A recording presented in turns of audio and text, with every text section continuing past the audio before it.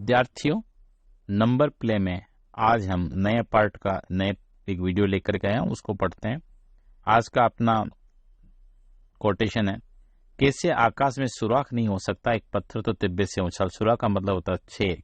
अगर आप आकाश में अगर पत्थर फेंकोगे तो उसमें छेद हो सकता है। इसका मतलब हिम्मत रखें तो आप सारा लक्ष्य प्राप्त कर सकते हैं। Playing with number in pattern, यहाँ तक की वीडियो मैं अपलोड कर चुका हूँ। अगर आपने अभी तक नहीं देखा तो प्लेलिस्ट मैंने डाल रखी है, उसका लिंक डिस्क्रिप्शन बॉक्स में दे रखा है, उससे आप चेक कर सकते हैं। अब मैं इसमें 10th और 11th इन दोनों की बात करता हूँ और 12th को नेक्स्ट वीडियो में देखेंगे। An unsolved mystery, the Collatz conjuncture.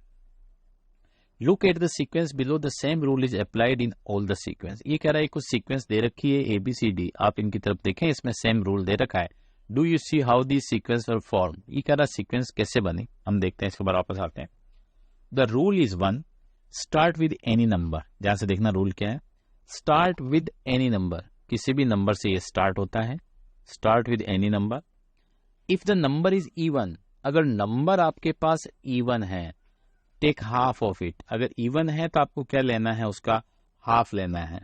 और इफ नंबर इज ओड, अगर नंबर आपके पास ओड है तो multiply it by 3 and add 1, तो उसको 3 से मल्टीप्लाई करना है और आपको उसमें क्या करना है, 1 ऐड करना है। ये दोनों का ध्यान रखिए, अगर इवन है तो उसका हाफ करना है और ओड है तो 3 से मल्टीप्लाई करके 1 करना है, ऐड करना है।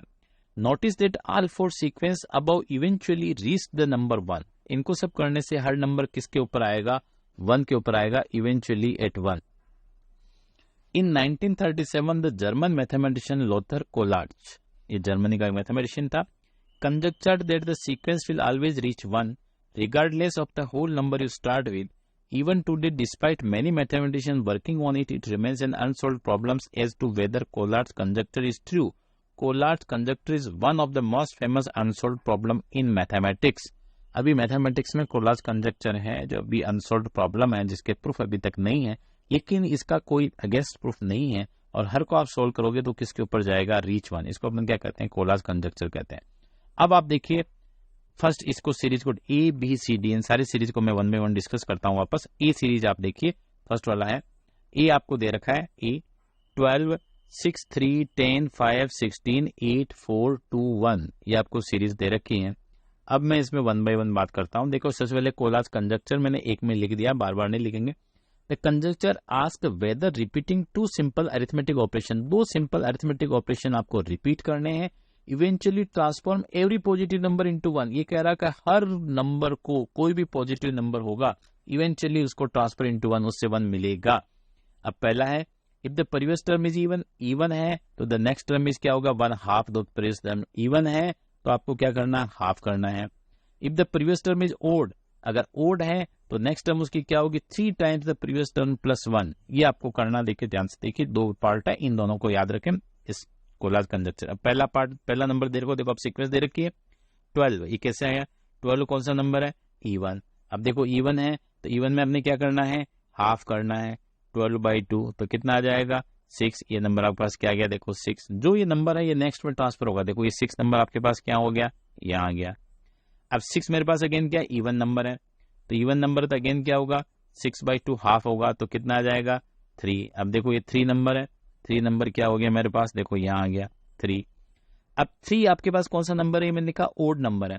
अब तो ओड नंबर है तो ओड नंबर के केस में आपको क्या लिखा हुआ, देखो the next term is 3 times the previous number plus 1, 3 times, तो 3 को 3 टाइम्स 3 से मल्टीप्लाई करिए, प्लस 1 ऐड करिए, 3 3 जा 9, 9 और कितना होता है 10। ये देखो आपके पास 10 कौन सा नंबर हो गया, ये 10 हो गया नेक्स्ट नंबर। अब आपके पास 10 है, 10 कौन सा नंबर, इवन है, तो इवन नंबर में सोचने की जरूरत ही नहीं है, इवन नंबर का हाफ हो जाएगा तो कितना मिलेगा, 5। ये 5 कौन सा नंबर है, ओड, ये आपका नेक्स्ट नंबर हो गया 5। अब ओड है तो ओड को किससे, 3 से मल्टीप्लाई करोगे, 5 3 प्लस 1 तो 15 और प्लस 1 कितना हो जाएगा, देखो आपके पास 16। ये 16 आपके पास देखो 16 है, ये नंबर 16 यहाँ से आके क्या हो जाएगा, ये आपके पास 16 नंबर बन जाएगा। अब 16 इवन है तो इवन में कुछ नहीं करना, सबसे आसान है 16 का हाफ करना, 16 इंटू आप कितना हो जाएगा 8। ये नंबर आपके पास देखो 8 आ गया। फिर 8 है, 8 का आप हाफ करेंगे तो कितना आ जाएगा 4। ये नंबर 4 देखो यहाँ गया। 4 भी इवन है तो 4 का हाफ करोगे तो क्या होगा 1/2, क्या आ जाएगा 2। और 2 भी इवन है तो 2 का भी क्या करोगे, हाफ करोगे तो हाफ करोगे क्या आ जाएगा 1, और ये 1 नंबर आपके पास आ गया 1। देखो तो ये क्या कहलाता है, कोलाज कंजक्टर। मोस्ट इंपॉर्टेंट है, कुछ नहीं करना, 2 पॉइंट्स आपको याद रखने हैं कि इवन है तो हाफ करना और ओड है तो क्या करना है आपको 3 टाइम्स करके प्लस 1 करना है। अब इसमें कोई सा भी लीजिए, अब ये सेकेंड देखिए आपके पास, जैसे चाहे वैसे आप कर सकते हैं। ये नंबर है, फटाफट कर देखिए 17 है, ओड नंबर है, तो 17 इंटू 3 प्लस 1 ये कितना होगा 52। 52 इवन नंबर है, 52 को 2 से डिवाइड करिए कितना आएगा 26। 26 भी इवन नंबर है, तो इसको 26/2 कितना आ जाएगा 13।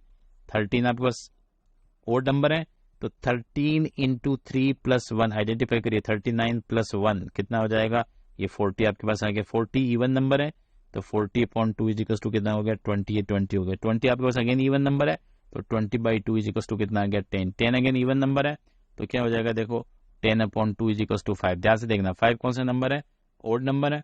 अब ओड नंबर आ गया 5, ओड नंबर है, तो ओड नंबर के केस में क्या होगा देखो, ओड नंबर है तो इंटू 3, 5 इंटू 3 प्लस 1, 15 प्लस 1 कितना हो गया 16। 16 कौन सा नंबर है, इवन। अब इवन नंबर जैसे आया आपके पास, तो ये इवन है, तो 16/2 कितना आ जाएगा 8। 8 अगेन इवन है, ये 8 है, तो 8/2 कितना हो गया 4। 4 इवन है, तो 4/2 इज इक्वल टू 2, और 2 भी इवन है, तो 2/2 इज इक्वल टू 1। ये देखा है क्लास कंसेप्ट, ये रूल है जो मैंने लिखा है, इनको ध्यान रखें। अब इसको चारों सीक्वेंस है simple 1 by 1।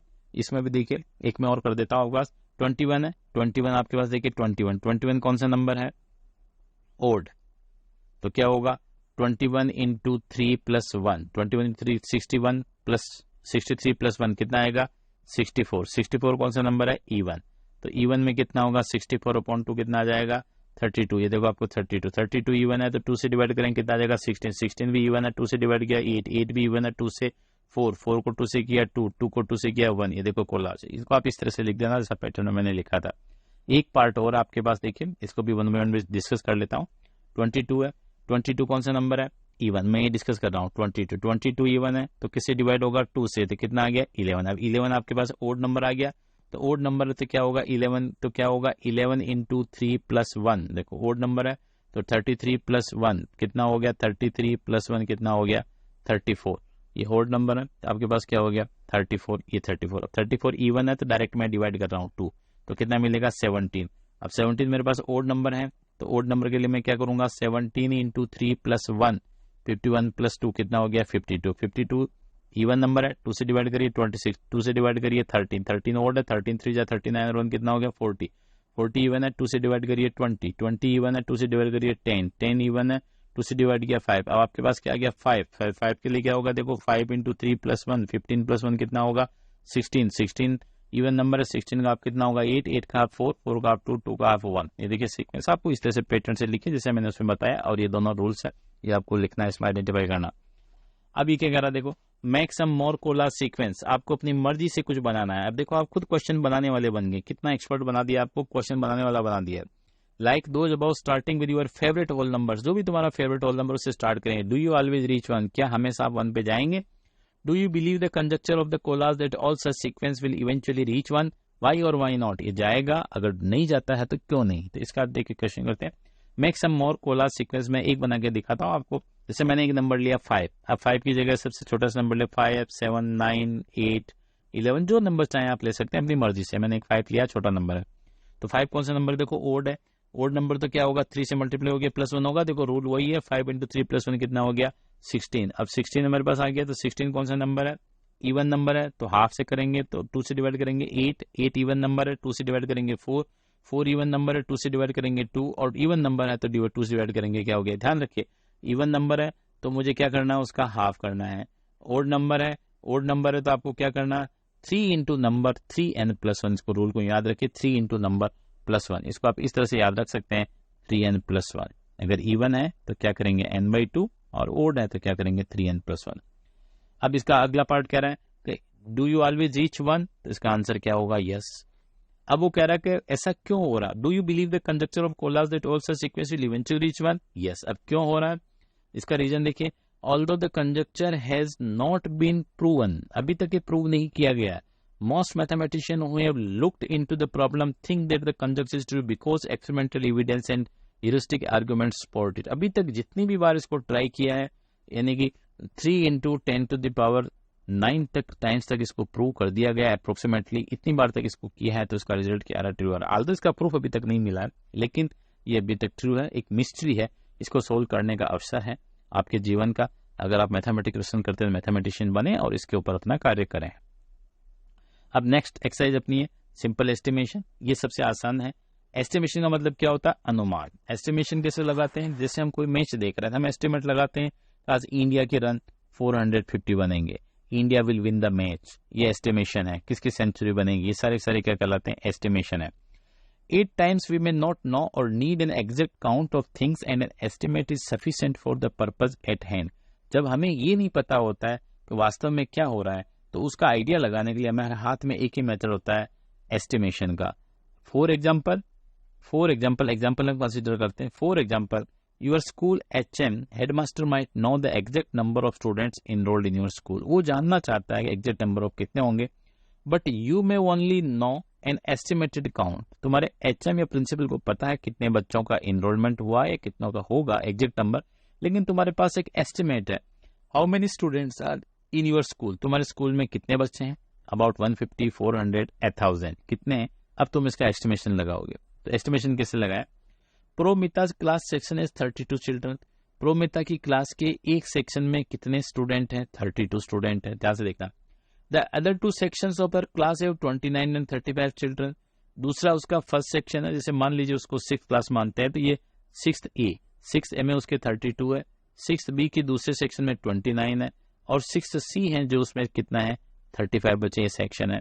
So she estimated the number of children in class to be about 100। तो उसने इन सब का सम करके एस्टिमेट मान लिया कि 6th क्लास में बच्चे कितने हो गए, 100। सबको एस्टिमेट करके उसने 100 मान लिया। Along with class 6 or school also is a class 7 to 10। अब उसमें 7, 8, 9, 10 टोटल कितनी क्लास हो गई, देखो 5। एक में उसने 100 माना, तो टोटल क्या होगा, 5 into 100 इज इक्वल टू कितना हो गया, 500।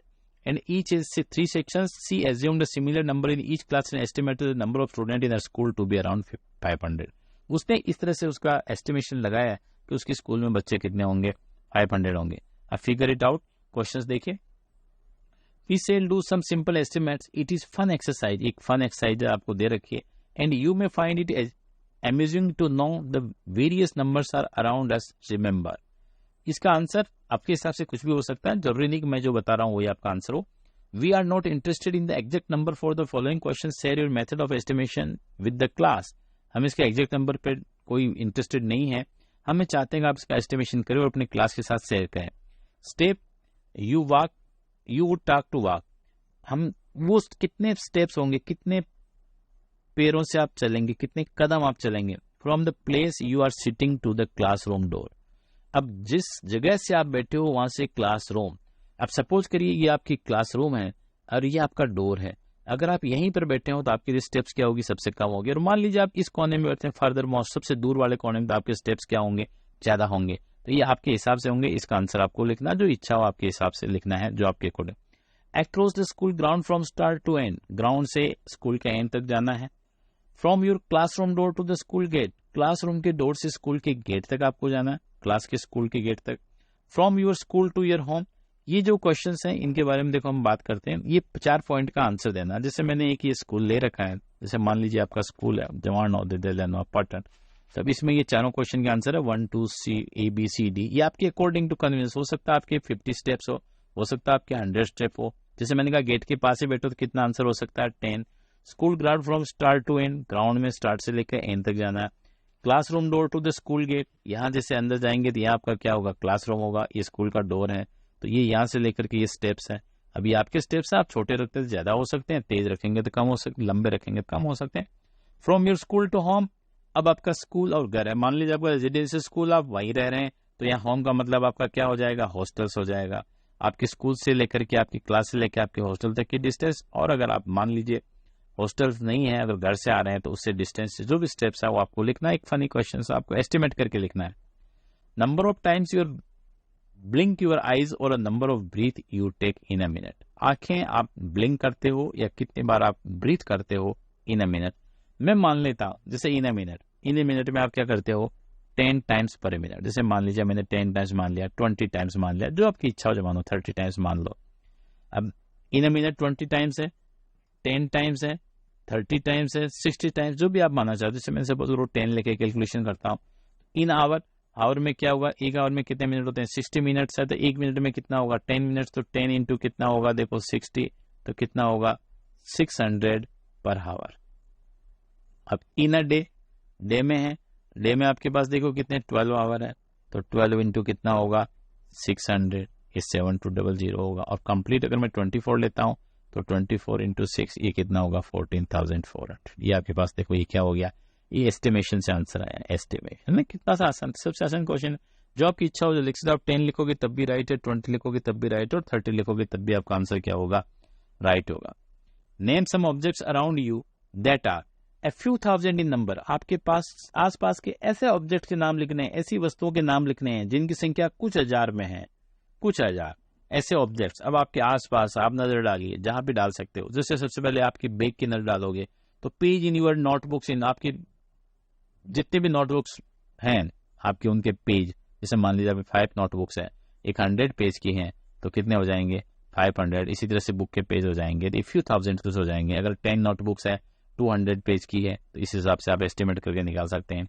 नंबर ऑफ योर हेयर्स, आपके बालों की संख्या, आपके शरीर पर बालों की संख्या। Although counting is difficult but ये पॉसिबल है।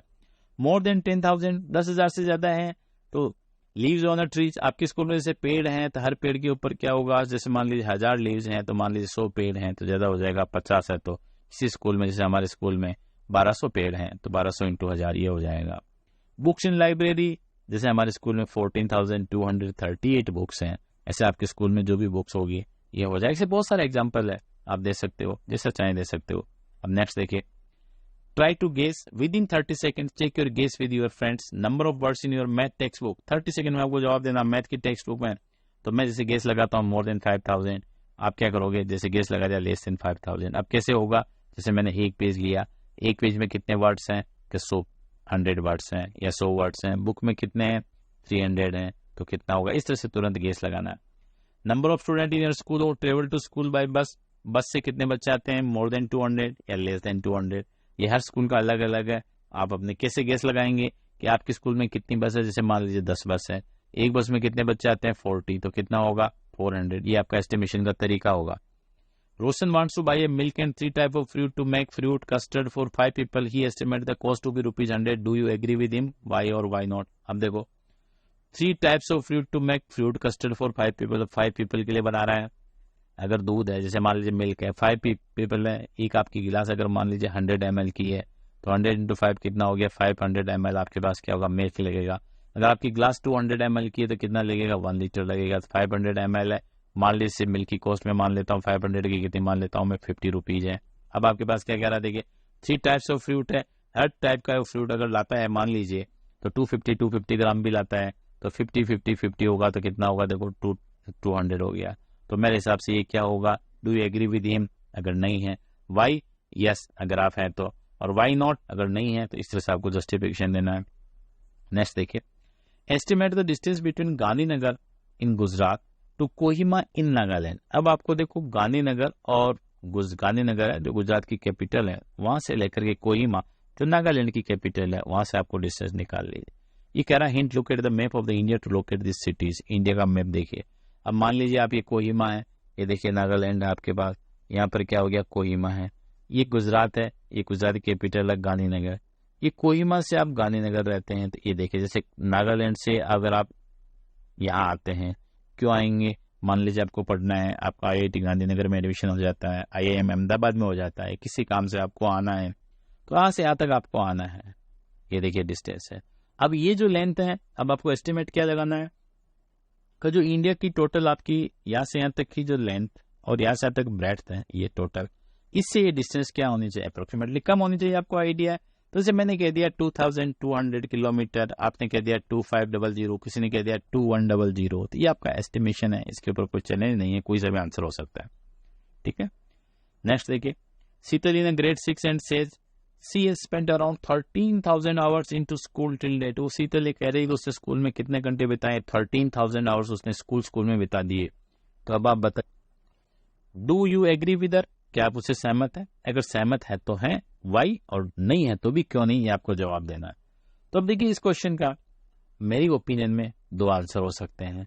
अब ये इसके ऊपर डिपेंड करेगा कि शीतल का जो स्कूल है वो स्कूल कैसा है। अगर उसका स्कूल 2 तरह का होता है स्कूल, एक स्कूल होता है रेजिडेंशियल, जिसे हम क्या कहते हैं बोर्डिंग स्कूल कहते हैं, जैसे ये JNV है, और दूसरे स्कूल क्या होंगे ऑर्डिनरी स्कूल, जिन्हें डे स्कूल कहते हैं, ऑर्डिनरी या डे स्कूल। अब मान लीजिए अगर शीतल डे स्कूल में रहती है, जैसे अदर जितने भी आपके पब्लिक स्कूल्स हैं, KVs हैं, ये सारे क्या हैं, जितने भी पब्लिक स्कूल हैं, गवर्नमेंट स्कूल्स हैं, प्राइवेट स्कूल्स हैं, इस जितने भी स्कूल्स हैं, ये सारे स्कूल्स क्या होंगे आपके पास डे स्कूल्स हैं। तब अगर मान लीजिए वो 6 if spend 6 hour in school per day, दे रहा around 200 school days in year, माना वो 6 घंटे बिताती है और अप्रोक्सीमेटली 200 डेज, ज्यादा कितना मान सकते हैं आप 210, तो कितना होगा 6 into 200 कितना हो गया 1200। ये 200 क्यों माना, 52 संडे 60 डेज का हॉलीडे, इसको माइनस करके अप्रोक्सीमेटली है। अब if C is in grade 6, अगर वो 6 ग्रेड में है तो देखो कितने साल से पढ़ रही है स्कूल में, 1 2 3 4 5 और 6, तो क्या होगा 1200 into 6 कितना हो गया 7200। अब वो कह रही है 13,000 पढ़ी है, तो ऐसा अगर देखिए इसके 2 ऑप्शन हो सकते हैं, कैसा वो 13,000 कह रही है। दूसरा लॉजिक ये हो सकता है कि वो इससे फर्स्ट से पहले 2 क्लास और पढ़ी हो, तो आपके पास क्या होगा 2400 और आ जाता है। अब मान लीजिए वो 1 क्लास किसी क्लास में फेल हो गई हो या 2 क्लास में, तो ये 1200 ऐसे और आ सकता है। या हो सकता है वो अपने स्कूल घर पे जो होमवर्क और सारा काम किया वो उसके भी 5000 घंटे हर साल के 1000 घंटे जोड़ रही हो, इस तरह हो सकता है, अपने ओपिनियन में नहीं हो सकता है। अब अगर मान लीजिए कोई रेजिडेंशियल स्कूल में रहता है, तो रेजिडेंस स्कूल में रहता है तो 6 डे तो उसका ये हो गया, 2 घंटे उसका क्या होगा रेमिडियल होगा, 2 घंटे उसका सुपरवाइज होगा और 1 घंटा उसकी कोई क्लास होगी। मान लीजिए वो 10 आवर्स पर डे रहता है स्कूल में, तो अब आप उसको कर सकते हो 10 आवर्स पर डे रहता है तो 10 into 200, इस तरह से आपको मल्टीप्लाई कर सकते हो और इस तरह से आंसर आ सकता है। इसका आंसर अपनी चॉइस के ऊपर है, ओपिनियन के ऊपर है, ऐसा कोई हार्ड एंड फास्ट नहीं है। 6 क्वेश्चन देखिए, earlier people used to walk along a long distance as they had on no other means of transport, उनके पास नहीं थे। Suppose you walk at your normal pace, approximately how long you would take to you go from, अगर मान लीजिए आप normally आप चलते हो तो कितना टाइम आपको लगेगा। Your current location to one of your favorite places nearby, आपकी जो भी करंट लोकेशन आपकी क्या है, जैसे मान लीजिए आपका घर है, वहां से आपका फेवरेट प्लेस है। फेवरेट प्लेस क्या हो सकता है, कोई भी पार्क हो सकता है, कोई भी खाने पीने की जगह हो सकती है, कैफेटेरिया हो सकता है, रेस्टोरेंट हो सकता है। तो ये है, यहाँ से यहाँ तक की डिस्टेंस कितनी होगी। ये किसी का फेवरेट प्लेस का स्कूल हो सकता है, कोचिंग सेंटर्स हो सकता है, बुक डिपो हो सकता है। तो ये आपके लोकेशन या कितना, ये सबका अलग अलग आंसर होगा। Your current location to any neighbouring state capital city, जिस भी राज्य में या जिस भी जगह पर आप रह रहे हैं वहां से उसके पास का जो स्टेट है उसके बीच की डिस्टेंस है।